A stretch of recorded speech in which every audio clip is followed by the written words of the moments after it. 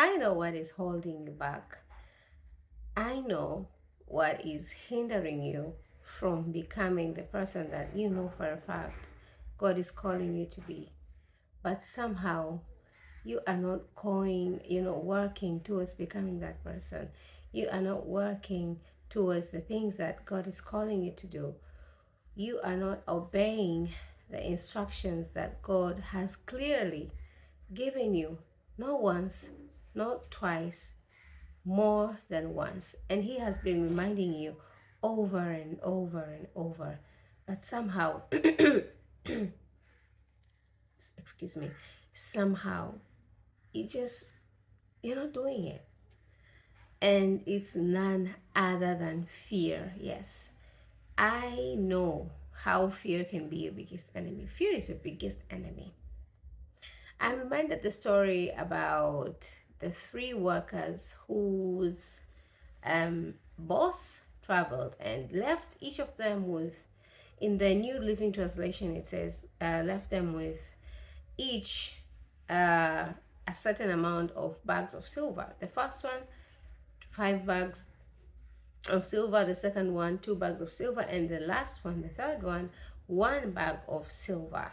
And when he came back, he wanted an account on how the money has grown, or what they have done with the money, basically. And the first one told him, I invested and I have a return of investment of 5 more. And the second one, he also said the same thing. I invested and it produced 2 more bags of silver. And the last one, well, let's go to read in the book of Matthew, chapter 25, from verse 24. That's the part where it talks about the last one. Then the servant with the 1 bag of silver came and said, Master, I knew you were a harsh man, harvesting crops you didn't plant and gathering crops you didn't cultivate. I was afraid. I was afraid I would lose your money, so I hid it in the earth. Look, here is your money back. I want you to underline the phrase I was afraid. This is the NLT translation. In verse 25, it says, I was afraid I would lose your money. I don't know for you what kind of fear is troubling you. Maybe it's the fear of what will people say. Maybe it's the fear of what if I fail? What if I don't succeed? Maybe it's the fear of the unknown, just don't know what's going to happen. And I can tell you for a fact, I think you're trying to control the outcome instead of having faith and trusting God to be with you throughout the journey of what He is calling you to do. When you read the Word of God, when God gave assignments to people, Moses, Gideon, who else? Apostle Paul, many Bible characters, King David, who were called by God for certain assignments. You can clearly see God telling them, assuring them that He would be with them.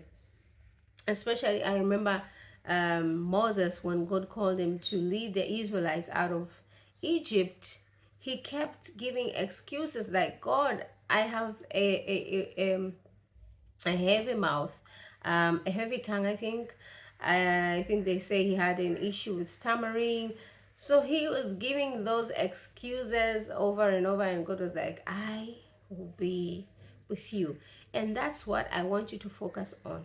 I know you're feeling the fear. I know you don't know if it's going to work out. I know you're wondering what will your co-workers, what will your parents, relatives, friends say, and especially if whatever you're trying to, if whatever you're afraid of doing flops.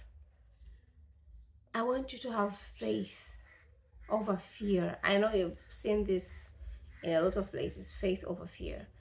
And I want you to let go of the control that you're trying to hold on to, because you want to control the outcome. And basically, I understand that's your brain chemistry trying to protect you from the embarrassment, the failure, the, I don't know, just failure.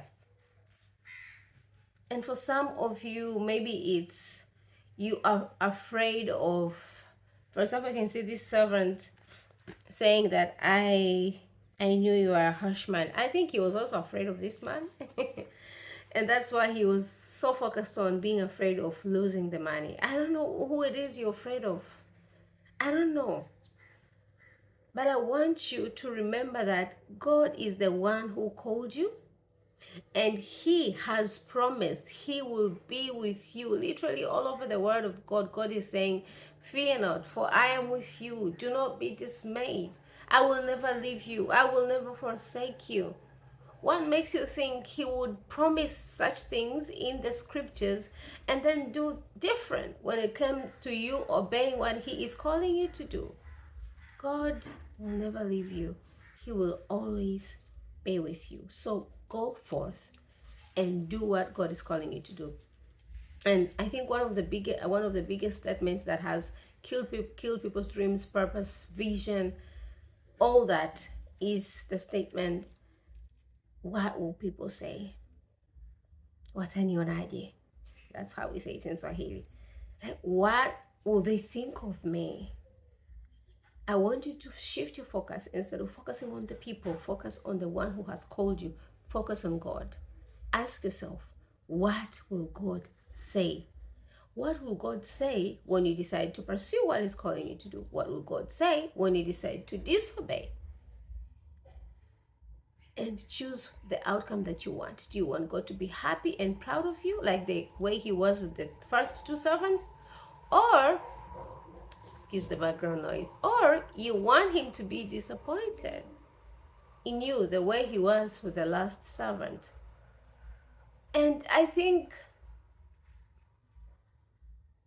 God will be disappointed because He knows for a fact you can do it, but you just chose not to do it because of that control that you're trying to hold on to.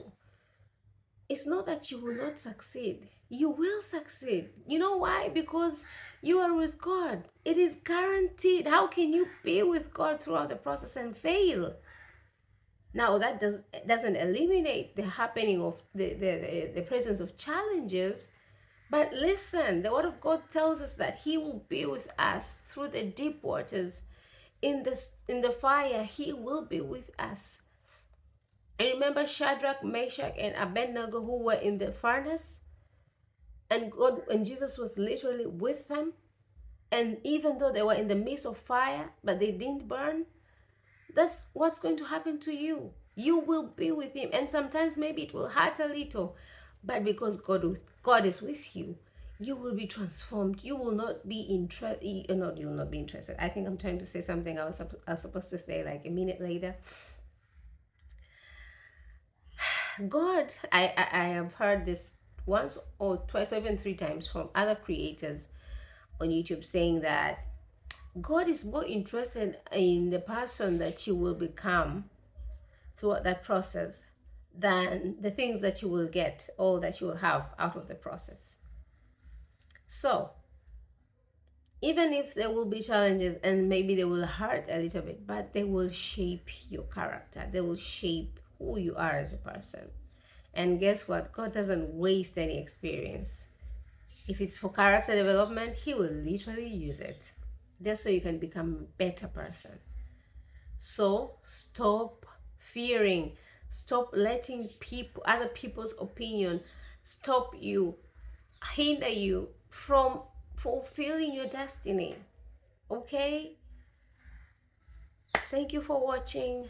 Today is day 35 of my 1 video a day challenge for the rest of the year. Thank you so much if you've been with me so far. And please subscribe and share this message with someone who you know for a fact needs it. And comment. I would love to hear what you have to say. And like as well. Okay, have a wonderful day. Take care and bye.